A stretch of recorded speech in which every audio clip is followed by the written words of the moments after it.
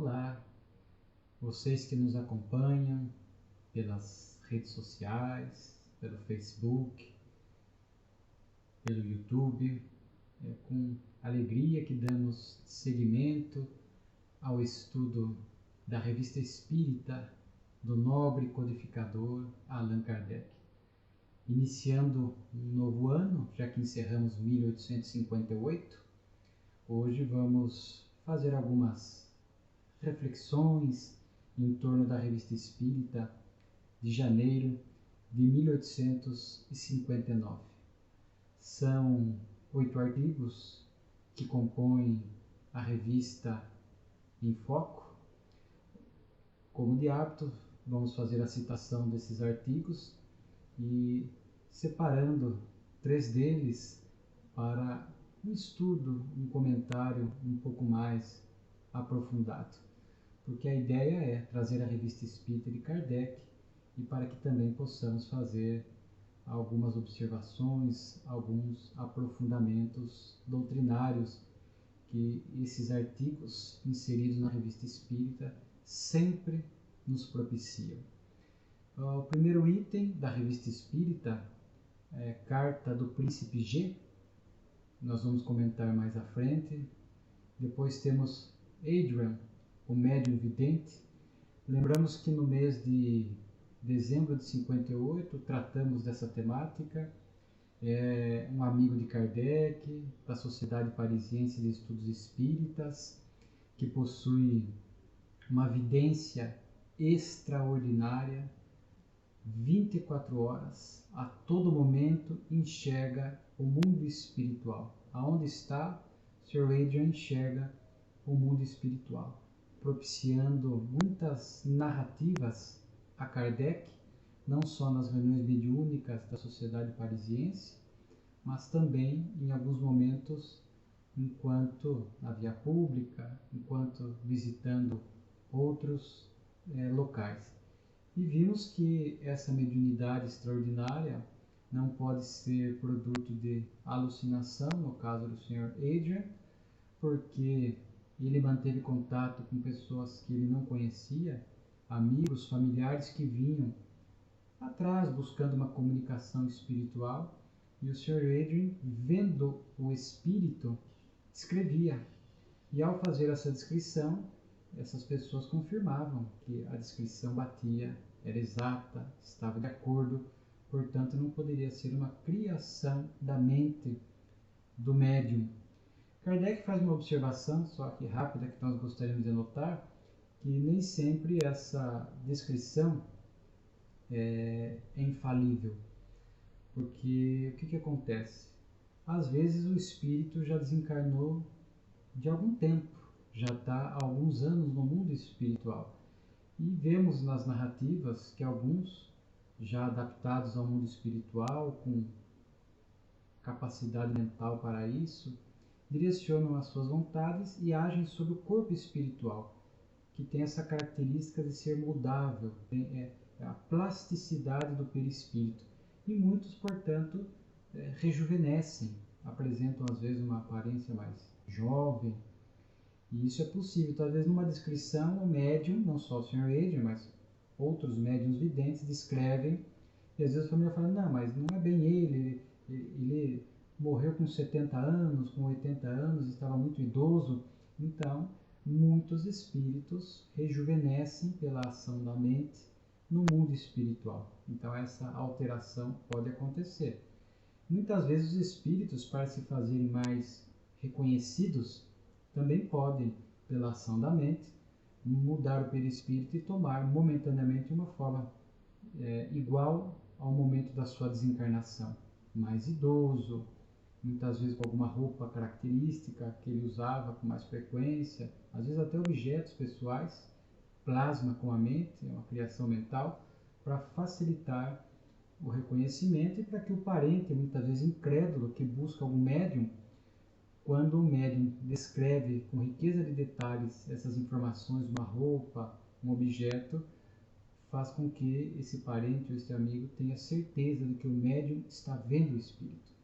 Portanto, passando a mensagem da imortalidade da alma.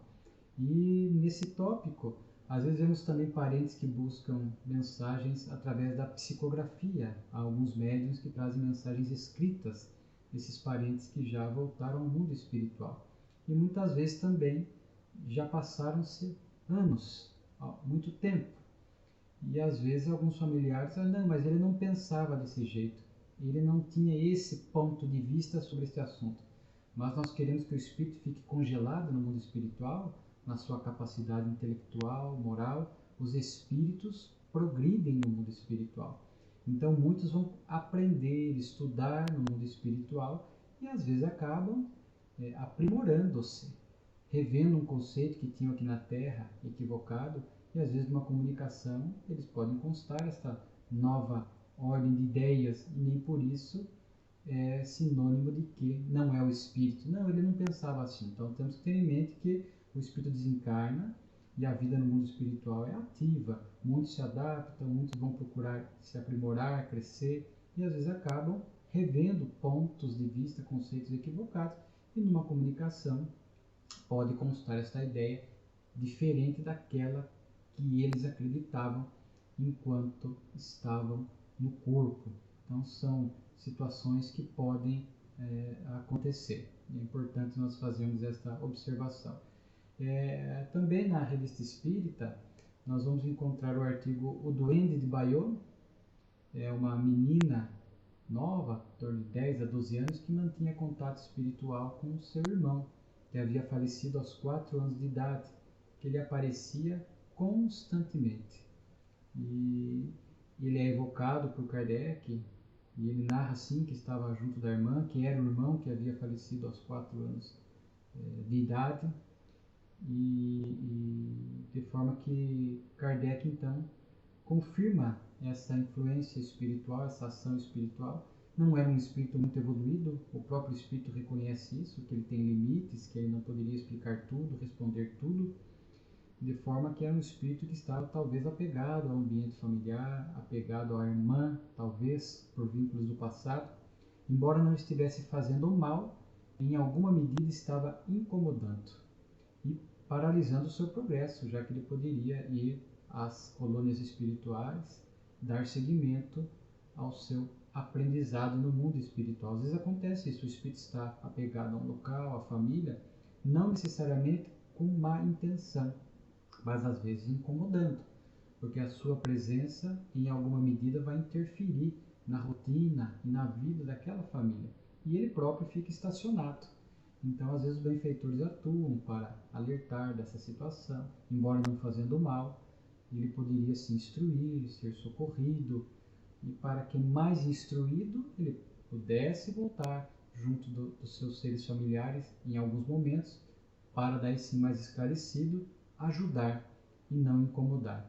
Temos depois outro artigo, Palestras Familiares de Além Túmulo, são 2 comunicações, uma delas de Chadruc Duclos, era uma pessoa que morreu já de algum tempo, misantropo, vivia meio isolado, não gostava muito das pessoas, da sociedade, mas mesmo levando uma vida assim, ele já estava bem no mundo espiritual, porque haviam se passado muitos anos, décadas da sua desencarnação, e ele diz que esses momentos de isolamento não eram de todo inútil para ele, porque ele aproveitava para, ele diz, ruminar pensamentos, ou seja, ele fazia uma viagem interior, pensava, refletia, não era uma solidão de toda improdutiva, mas é um espírito que já está num estágio de evolução melhor. Ele narra que habita num dos melhores. E a outra comunicação nós vamos ver com mais tempo, que é de Diógenes, filósofo da Grécia Antiga. Depois temos a comunicação também Os Anjos da Guarda, que nós vamos dar uma verificada com mais calma, encerrando o nosso estudo hoje. Temos Uma Noite Esquecida, não sei se vocês lembram, de novembro de 58, Kardec começa a transcrever alguns contos árabes ditados por um espírito em reuniões mediúnicas. Agora ele dá seguimento a esses contos narrados pelos espíritos. E por fim ele encerra com Aforismos Espíritas. Ele inaugura como se fosse uma seção da Revista Espírita, que teremos vários desses aforismos, que que são pensamentos curtos, frases curtas, com uma ideia moral. Então Kardec vai trazer esses pensamentos, essas frases que nos permitem reflexões. Aqui ele traz frases, algumas curtas, falando a respeito da mediunidade, do cuidado que se tem que se ter com os espíritos no exercício da mediunidade, que nem todos são bons, há graus variados de elevação e de gradação espiritual, portanto há que se tomar cuidado nessa relação com o mundo espiritual. Vejamos, nós que já estamos estudando aí há mais de um ano e um mês, como Kardec tinha essa preocupação na Revista Espírita, porque hoje nós temos acesso a essas informações dos fenômenos, dos alertas. Depois viria ainda o Livro dos Médiuns, que é de 1861, a prática na mediunidade, o aprendizado na casa espírita, livros complementares, por exemplo, da série de Chico Xavier, nós temos André Luiz. Então, hoje nós estamos com bastante informações para o exercício adequado da mediunidade, mas naquela época ainda não. Tínhamos ali um ano e pouco de espiritismo, então vejamos a Kardec insistindo nessa questão que era importante, dos fenômenos, dos alertas, da educação mediúnica, do cuidado na relação com o mundo espiritual, porque certamente ele via muitas pessoas que se entregavam cegamente para essa relação com os espíritos e depois passariam por diversos sofrimentos e dificuldades. Então, vamos ver meio frequente, vamos encontrar na Revista Espírita muitos textos de Kardec dirigidos à mediunidade, ao médium, alertas, cuidados que ele pôde ouvir da espiritualidade e também vivenciar ali na Sociedade Parisiense de Estudos Espíritas. Mas o primeiro artigo com mais ênfase que nós gostaríamos de abordar, Cartas do Príncipe G. Então Kardec recebe uma carta de um príncipe, que como vemos aqui ele só cita a inicial, e esse príncipe faz diversas perguntas a Kardec, perguntas muito apropriadas para a época, perguntas de cunho filosófico a respeito de um melhor entendimento da vida, a respeito das manifestações espirituais, que nós sempre fazemos questão de mencionar, muito crescente aquela época para chamar a atenção da humanidade, e ele aproveita esse texto da Revista Espírita para reforçar alguns conceitos. Ele estava ensinando o príncipe e ao mesmo tempo reforçando, reafirmando alguns conceitos doutrinários que sempre são importantes para nós. Nós que estudamos a doutrina espírita não podemos carecer, dispensar de estar reestudando estas questões, esses conceitos básicos da doutrina que às vezes vão se perdendo e permitindo que possamos construir pensamentos equivocados em torno do espiritismo. Aqui, só lendo textualmente da revista, alguns deles, que ele está repetindo, respondendo ao príncipe, mas ao mesmo tempo elucidando e esclarecendo aos leitores da revista. Fora do mundo corpóreo visível, existem seres invisíveis que constituem o mundo dos espíritos. Os espíritos não são seres à parte, mas as próprias almas dos que viveram na Terra ou em outras esferas. Quem ainda havia uma dúvida, quem são os espíritos, de onde que eles vieram? Então havia uma dificuldade. Então Kardec são as almas dos homens da Terra, que vivem aqui na Terra, ou que vieram de outras esferas, de outras moradas. Kardec ainda fala que os espíritos apresentam todos os graus de desenvolvimento intelectual e moral, portanto, aos bons e maus, esclarecidos e ignorantes, levianos e mentirosos. Sempre esse cuidado na relação com os espíritos. Os espíritos rodeiam-nos incessantemente, malgrado nosso, dirigem os nossos pensamentos e as nossas ações. A influência espiritual.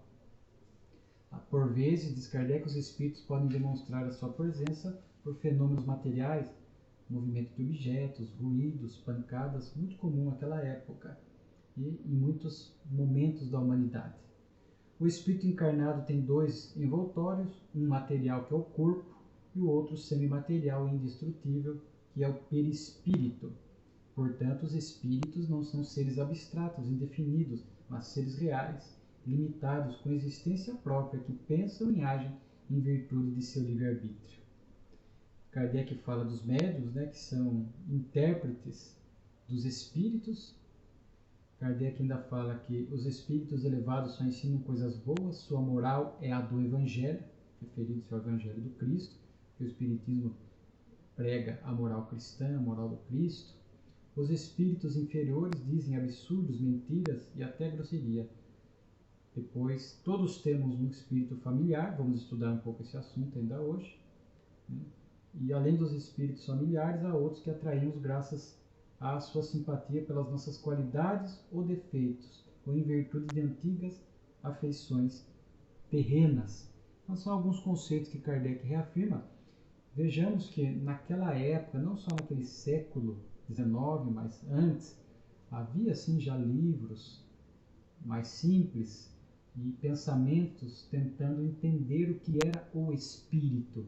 Mas o Espiritismo nos trouxe de forma coordenada, a partir da espiritualidade superior, esta ideia para melhor entender o que é o espírito, esses seres inteligentes da criação, este mundo espiritual à nossa volta, a diversidade de evolução dos espíritos, os cuidados, as características dos bons e dos maus. Então, o Espiritismo, nessa parte, realmente foi completo para que nós pudéssemos entender um pouco essa relação entre nós, os encarnados, com o mundo espiritual. E o príncipe tinha essas dúvidas. E ele ainda vai perguntar a Kardec a respeito do futuro. E um ponto, né, esses conceitos que nós estamos falando, hoje nós lemos aqui alguns, para nós que estudamos, são coisas básicas da doutrina. Para outros que ainda estão começando a ter contato com a doutrina, ou têm curiosidade, ou questionam essas questões a respeito da vida após a vida física, a questão do mundo espiritual, são importantes esses conceitos básicos. Por isso que quando adentramos no estudo da Casa Espírita, a gente começa do simples para o complexo, das obras básicas, para começar a entender esses conceitos. Então, embora conceitos usuais para aqueles que estudam, mas para aqueles que estão chegando ou que têm um pouco de curiosidade, são conceitos importantes para que a pessoa comece até a ter mais curiosidade, mais sede de aprendizado, para a partir desses conceitos simples, possam buscar conceitos mais amplos a respeito da própria vida, a respeito do mundo espiritual, a respeito de tantas e tantas coisas que o Espiritismo responde. O Espiritismo instrui, o Espiritismo consola. Vemos neste momento da Casa Espírita muitas pessoas procurando o atendimento fraterno, né, o estudo. Claro que agora, neste exato momento, prejudicado pela pandemia, mas falamos assim de um modo geral, sempre procurando a casa em busca de conhecimento. E lá está a Casa Espírita e os seus trabalhadores para acolher e instruir. O príncipe pergunta a respeito do futuro, se é possível os espíritos revelarem o futuro. Uma dúvida que muitos de nós temos. Kardec trata a respeito dessa questão do futuro na obra A Gênese, na terceira parte, mas aqui ele responde assim de forma bem sucinta e objetiva.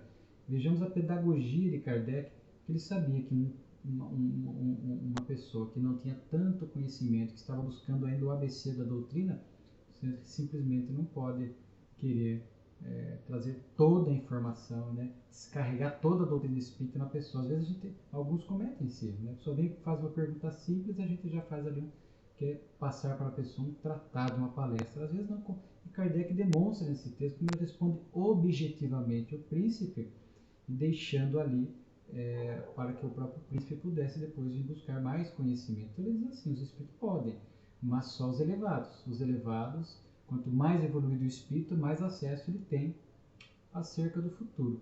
Os espíritos inferiores, imperfeitos, nem o próprio futuro conhecem, que dirá o futuro da humanidade ou de outras pessoas. Kardec alerta que os espíritos superiores são comedidos, só podem revelar o futuro quando há alguma utilidade, julgam conveniente, sempre com a permissão de Deus, e o fazem espontaneamente, nunca a pedido. Então, ficar evocando o espírito para perguntar sobre o futuro, possivelmente virão espíritos inferiores se aproveitando dessa questão para tentar nos enganar.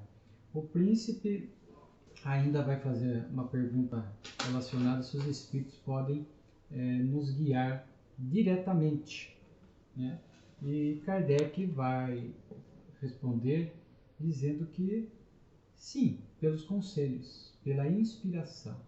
Então, nós vamos ver até no item do Anjo da Guarda que os espíritos se aproximam de nós e, havendo sintonia, né, sejam os bons ou os maus, uma boa ou uma má sintonia, nesse sentido daquela qualidade moral, daqueles espíritos que estarão conosco, podem sim, através da ideia que eles vão deixar na nossa mente, é a inspiração, mas a escolha é nossa. Sempre há o livre-arbítrio. E Kardec também acrescenta que o conselho dos espíritos, além dessa via direta pela inspiração, alguns chamam de insight, de um insight, às vezes uma inspiração, pode vir através do médium, da mediunidade. Então, os espíritos, através de um médium, que às vezes psicografa uma mensagem, está vendo como o Sr. Adrian, o espírito, está ouvindo, porque o Adrian também ouvia os espíritos, né?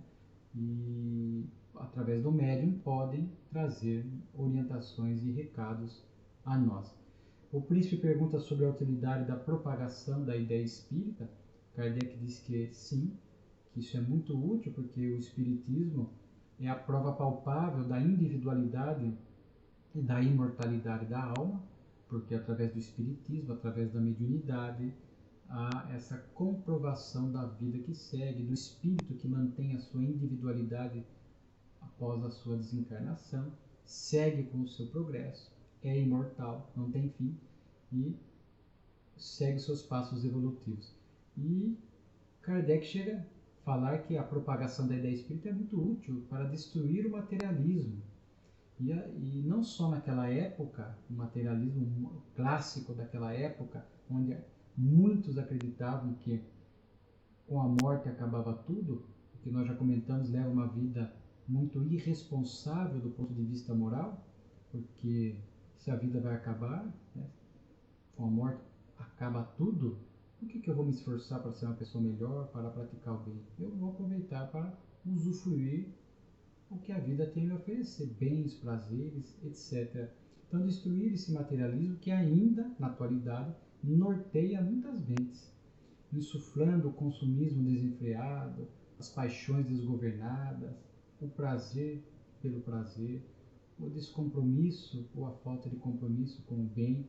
Então, hoje nós vivemos um materialismo assim, meio, às vezes eu tenho dito, diferente. Não esse materialismo clássico de que não acredita-se na alma, morreu, acabou tudo, mas um materialismo que às vezes mesmo as pessoas sendo espiritualistas, acreditando na alma, na sobrevivência, dentro das suas concepções religiosas, mas a pessoa permite-se uma vida materialista, esse materialismo que chega dessa forma, onde eu vivo distraído, descompromissado com o progresso moral, o consumismo, as distrações da vida moderna. Então é esse tipo de materialismo com esse colorido diferente da atualidade que é perigoso para a nossa evolução, porque ficamos descuidados, não cuidamos de espiritualidade e esse materialismo, claro, que nos infelicita, nos mantém vazios, fomenta conflitos, etc. Então Kardec fala que é muito útil, e hoje é muito útil a divulgação da ideia espírita. Temos as redes sociais para que a gente possa, de forma equilibrada, fazer essa divulgação fiel a Kardec, não com achismos e pontos de vista pessoais, mas divulgar uma frase que a gente publica na rede social, palestras que estão ali no YouTube. Então, Emmanuel, o benfeitor do Chico, fala que é uma caridade com o Espiritismo a sua divulgação. Então, é muito importante para que a gente possa ir destruindo e combatendo essas ideias materialistas, seja o materialismo clássico, seja o materialismo com esse colorido diferente da atualidade, para que a gente possa ir ajudando as pessoas a se libertarem dessas ideias equivocadas da vida e possam entender que somos espíritos imortais no corpo transitoriamente para o nosso progresso intelecto-moral. E, por fim, o príncipe vai perguntar a respeito se a ideia espírita representaria algum perigo para a razão. Porque naquela época o espiritismo sofreu muita acusação falsa, é claro, de produzir loucuras. E às vezes pessoas que apresentavam estados de loucura, Kardec ia verificar, eram por outras causas, nada tinha a ver com o espiritismo, mas algumas pessoas, levianamente, acusavam o espiritismo de produzir loucuras. Então, talvez o príncipe, meio preocupado com essa questão, faz essa pergunta a Kardec. Kardec aborda e fala: não, o espiritismo não causa loucura. Outras questões podem causar essa loucura, que não só loucura clássica, mas nós podemos ver as loucuras dos dias atuais como perda de equilíbrio, perda de serenidade. A pessoa fica atormentada, agitada, perturbada. Loucura também nesse sentido. E Kardec vai falar pelo contrário: o espiritismo neutraliza essas causas. Uma das causas que leva a pessoa ao desespero, ao desequilíbrio, à loucura, é essa própria questão de vivenciar uma situação difícil, uma prova, uma expiação, e entrar em desespero. Então, o próprio desespero fomenta esses estados de loucura e de perturbação. E quando o Espiritismo nos fala da causa do sofrimento, nos fala da importância da nossa conduta equilibrada, entender que tudo passa aqui na Terra, tudo é transitório, ele nos traz calma, resignação, essa confiança na vida futura faz com que não tenhamos desespero e possamos, através da oração, nos fortalecer, receber todo esse socorro espiritual que falamos pela inspiração, e vamos ver um pouco mais à frente, para que a gente possa não entrar em perturbação ou nesses estados de loucura. Então, esse é o texto do Príncipe G nessa carta. O segundo texto é a palestra de Além Túmulo, quando ali temos uma comunicação espiritual de Diógenes. Diógenes, o cínico, viveu no século IV a.C., discípulo de Antístenes, que foi pupilo de Sócrates. A história registra muito sobre Diógenes, sobre ele, portanto, viveu como mendigo e pregava as virtudes, porque ele não queria, vivendo na mendicância, de forma, portanto, muito simples, ele não queria depender das luxúrias da humanidade. Então, algumas almas, às vezes, optam por uma vida extrema dessa para nos trazer uma lição, como São Francisco de Assis, que abdica do conforto doméstico, da riqueza, da família, e vai viver de forma simples, através da prática do bem, etc. Então, ninguém dando lição do desapego, da simplicidade, mas não é para a gente fazer a mesma coisa. Não é para a gente hoje abandonar nossa casa, jogar as nossas roupas e irmos viver como um mendigo na rua, porque vamos ser um peso morto para a economia, um fardo para a sociedade. Mas são espíritos que, em dados momentos, nos trazem lições duras e importantes. Lição do desapego, lição da simplicidade, que nós podemos ser felizes com muito menos bens materiais, não que não possamos tê-los, as metas materiais fazem parte da vida, mas com equilíbrio, com cuidado. Então vemos que Diógenes veio chamar à época a atenção da humanidade para essa questão dos perigos, das luxúrias, dos prazeres, das tentações envolvidas ali no apego dos bens materiais, da conquista, do poder. E ele fala que foi uma vida útil para a sua felicidade futura, tanto que ele não reencarnaria mais na Terra, e sim em mundos melhores. Ele fala onde não somos escravos, em qualquer sentido de escravidão que a gente possa imaginar. Ele chega a dizer que a história não foi muito correta com ele, muito justa, porque esclareceu muito pouco a respeito da sua vida. Kardec chega a perguntar para ele a respeito de um filósofo preferido. Ele cita Sócrates, e nós sabemos que realmente a doutrina de Sócrates era muito elevada, a ética socrática, já pregava a imortalidade da alma, pensamentos virtuosos, a consciência reta, tranquila. Então hoje nós sabemos que Sócrates era um espírito missionário, e Diógenes reconhece ele como sendo um grande filósofo. Sócrates, inclusive, faz parte da equipe do Espírito de Verdade que trouxe o Espiritismo à Terra. Seu nome consta do Prolegômenos, de O Livro dos Espíritos, e ali, junto com outros espíritos que compõem esta equipe que do mundo espiritual colaborou para a vinda do Espiritismo para a Terra. Então ele cita Sócrates. Perguntou Kardec se o encontro dele com Alexandre o Grande, Alexandre Magno da Macedônia, o grande imperador, era verdadeiro. Ele diz que sim, inclusive ele chega a dizer que teve outros encontros não registrados, mas que este encontro famoso aconteceu. onde consta que Alexandre o Grande vai até Diógenes, porque ouve dizer que ele é um dos homens mais sábios da época, se não o mais sábio da Grécia Antiga, e vai até ele, fica na frente dele, e Diógenes, simples, né, sem nenhum apego, sem nenhuma ilusão em relação à matéria, pede inclusive para que Alexandre o Grande saísse da frente, porque ele estava na frente do sol projetando sombra nele e ele queria o raio do sol. Né? Então vejamos aí que era um espírito realmente muito incomum para os padrões da Terra, muito desapegado, que dava valor a outras questões. E por fim, essa comunicação que me chama muito a atenção, ele esboça um quadro perguntado por Kardec sobre os valores que ele enfatizava muito naquela época, quanto Diógenes, e ele dizia que naquela época ele valorizava muito a força, a coragem, a inteligência, e agora, na atualidade, ele faria um outro quadro, dizendo que estaria o sentimento, a doçura, a abnegação.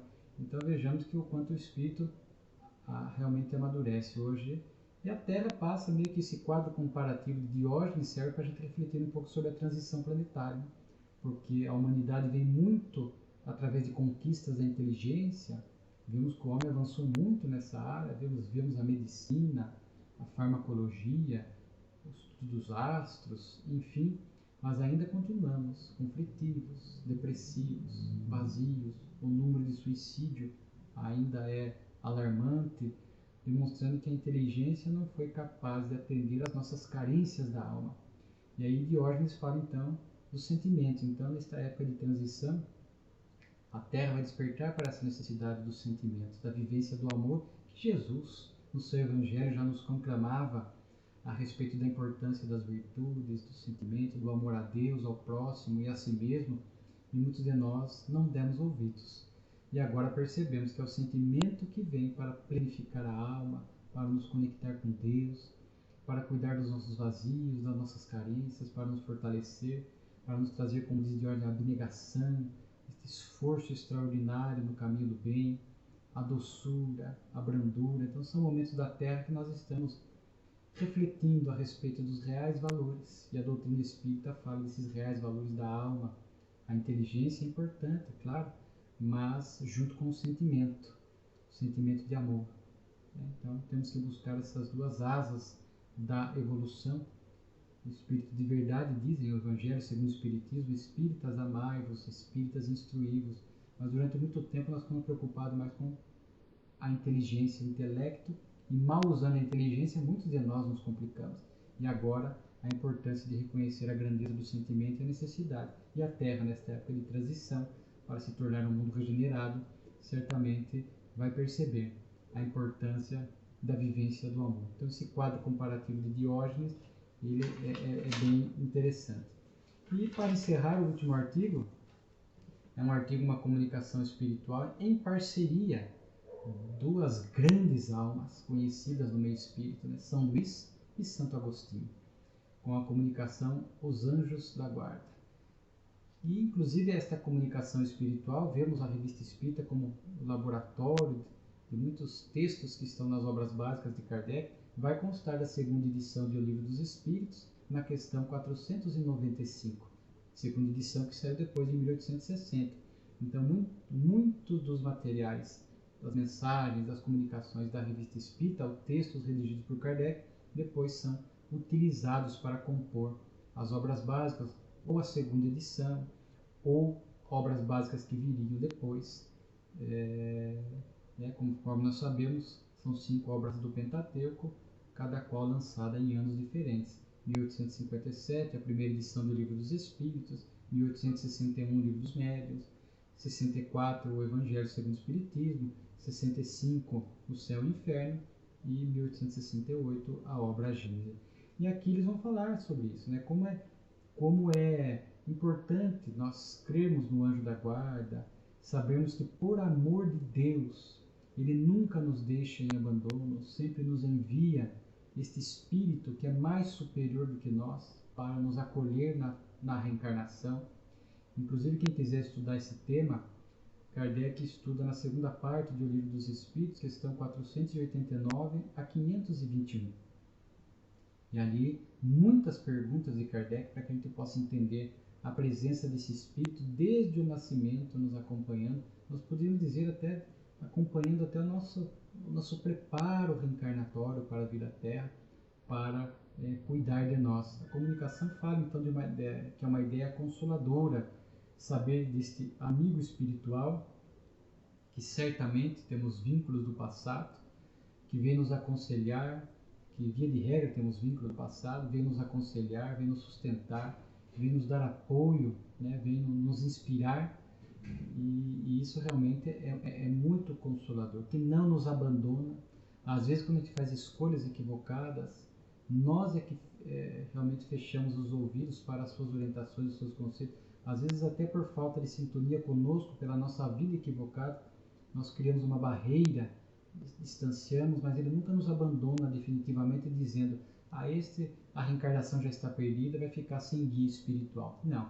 Eles ficam sem, mesmo quando nós estamos muito refratários pelo estilo de vida e pelas escolhas, eles permanecem assim meio vinculados a nós, à distância, aguardando uma oportunidade de se aproximar de nós durante o sono, ou mesmo durante a vigília, através da inspiração. E aqui a mensagem fala, o livro dos Espíritos, nas questões citadas também fala, né, que para que nós possamos usar mais este conhecimento. Eles vêm nos momentos de crise, né, nos orientar, nos fortalecer, não nos isentar das lutas, das provas, das expiações que são necessárias para o nosso crescimento. Se a gente quer que o anjo da guarda venha fazer a lição de casa por nós, ou tirar os nossos problemas, isto não vai acontecer. Eles virão em apoio, eles virão nos acolher, nos inspirar, nos fortalecer, para que possamos melhor vivenciar essas lutas, esses desafios necessários, úteis para o nosso crescimento, para o nosso progresso. Até porque muitos desses problemas, que são expiações, estamos colhendo por atitudes equivocadas desta ou de outras vidas. Então eles virão trazer força, coragem, paciência, equilíbrio. Ele chega a dizer que é uma missão bela. Sim, a missão do anjo da guarda é uma missão belíssima, de poder acolher um espírito que vem para a reencarnação, para ajudá-lo da melhor maneira possível. Muitas escolas religiosas, filosóficas aceitam essa figura do anjo da guarda, do anjo guardião, e realmente a missão deles é muito bela, repito, reflete este amor de Deus pelos seus filhos. E é importante também nós sabermos que a missão deles, como diz aqui a mensagem, é penosa, porque ver os seus tutelados fazendo escolhas equivocadas, né, sofrendo, passando por dificuldade, não ouvindo, colhendo os sofrimentos desnecessários, eles se entristecem, mas não se desequilibram.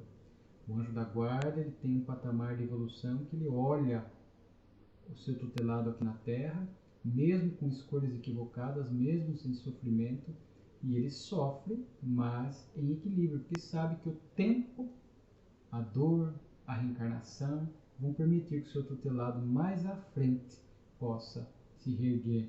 Todos nós. Ninguém fica indefinidamente ou eternamente no mal, no equívoco.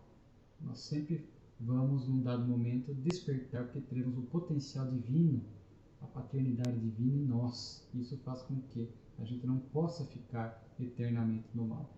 Mas a lição também fala, e aqui está em O Livro dos Espíritos, na questão, o indivíduo tem o seu anjo da guarda, as cidades têm o seu anjo da guarda, as nações têm seus anjos, guias. Isso é muito importante, e a gente sabe que o Brasil tem o seu anjo guia, nós sabemos, né? Conforme o Brasil, coração do mundo, pátria do Evangelho, Israel. E são lições, então, nós indicamos o estudo para que a gente possa melhor entender e possamos buscar esta conexão com o anjo da guarda.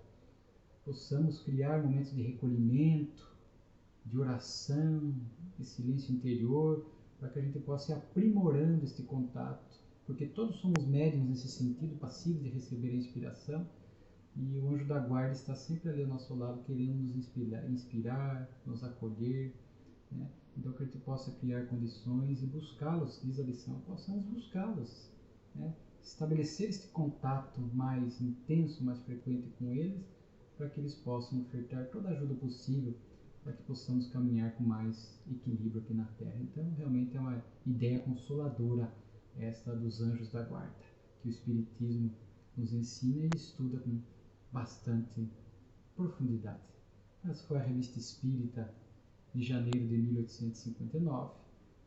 Retornaremos com os nossos estudos periódicos, semanais, contando sempre com você, que nos acompanha, para que possamos cada vez mais nos aprofundar nesse trabalho grandioso do nobre codificador que foi a Revista Espírita.